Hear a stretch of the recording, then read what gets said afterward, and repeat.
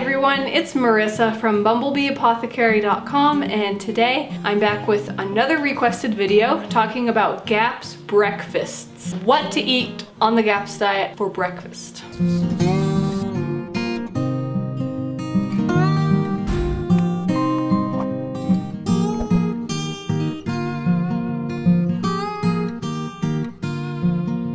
So thank you guys so much, as always, for being here, for watching, and for giving me your video requests. If you have more ideas for videos you'd like me to do, please leave me a comment down below and let me know what they are. I thought this was a really great topic because this is one of the bigger adjustments, especially when you're doing the GAPS introduction diet, that comes up is figuring out what am I going to eat for breakfast. Especially if you came from eating things like oatmeal, toast, you know, those kind of things. It's like, what do we eat? And then on the GAPS introduction diet, you are quite a bit more limited for your food choices as far as making foods that seem like a traditional breakfast food. This is way easier later on intro, and then in full GAPS you can have such an easy time with it. But at the beginning of intro it can be a little more tricky. So let's talk about some ideas for GAPS breakfast. So my first tip is to always try to use variety as much as you can, no matter where you're at in GAPS, whether you're on intro, those earlier stages, later stages, or on full GAPS. And just know that it is a little bit of an adjustment process, and you will get more used to it and it will feel normal and regular as a little bit more time goes on. It's just in the beginning that it feels kind of different and weird.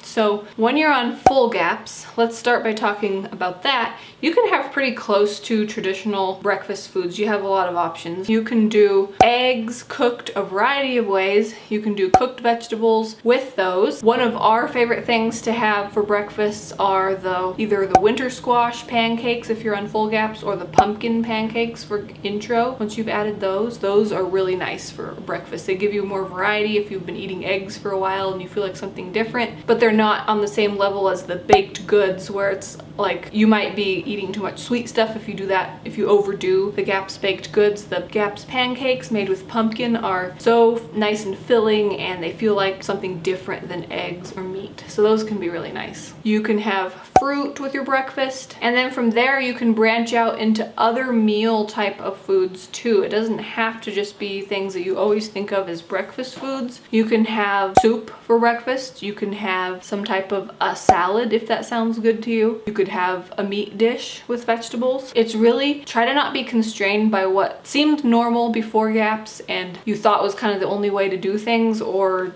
was just the only way you did things. Just, you know, think outside the box. It's okay to be different. Listen to your body and have that guide you more to what you choose to eat rather than what seems normal for a breakfast. Within those ideas too, you can also, although I try to encourage people to not do this too much, but you can do this, especially for like a fun treat, like a holiday breakfast or a birthday breakfast or something. You can do GAPS legal baked goods for breakfast too. So these could be things like the breads or the muffins and things like that. You just want to make sure that those are not taking the place of the more healing foods that are more of the heart of the GAPS diet, but those are a possibility. So as you can see on full GAPS, you have a lot of options. You can kind of design a breakfast after really all kinds of different themes. Traditional breakfast foods or foods that are from other meals. Now let's talk about GAPS intro breakfast. So on the later stages of GAPS intro, you're going to be eating breakfasts that are a lot more similar to what's available on full GAPS. Fruit is added way at the end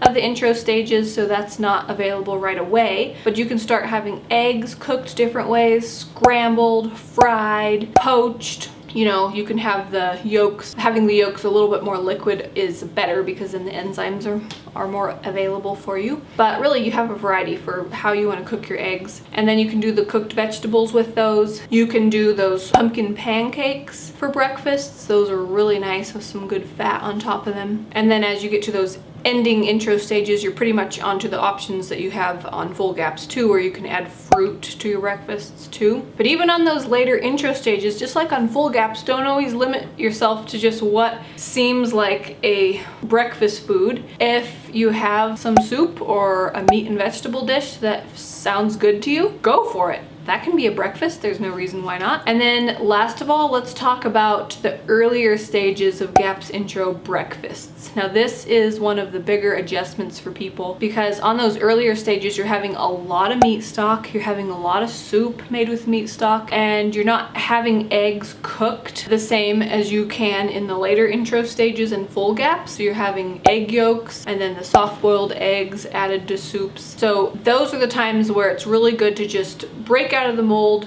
open, have an open mind and realize that the food that your body needs right now works great for a breakfast food. It's okay if eating soup for breakfast seems kind of funny, because it's what your body needs right now. And as you really get into it and you have a good variety of different soups, you'll be just fine. You'll enjoy it. And then as you work through those intro stages, you'll be back to eating more familiar breakfast seeming foods before you know it. So a lot of times on those intro stages, it is going to be soup for breakfast, and that's just the way it is, and that's what your body needs, and it's good. So those are my tips and ideas for GAPS breakfasts. Just to kind of recap is, first of all, to just kind of break the mold of what foods fit for different meals throughout the day and realize you can have whatever allowed foods or whatever foods that your body is wanting and needing for any meal. It doesn't have to be, I mean, you've heard of people eating breakfast for dinner, right? So you can reverse that and have dinner foods for breakfast just fine. It's really delicious when you try it. And like I said, it's what your body needs at that particular stage, and so it's gonna be good. And then after that, just realizing the variety that you do have as you progress through GAPS, you're gonna be having what feels like more traditional breakfast options.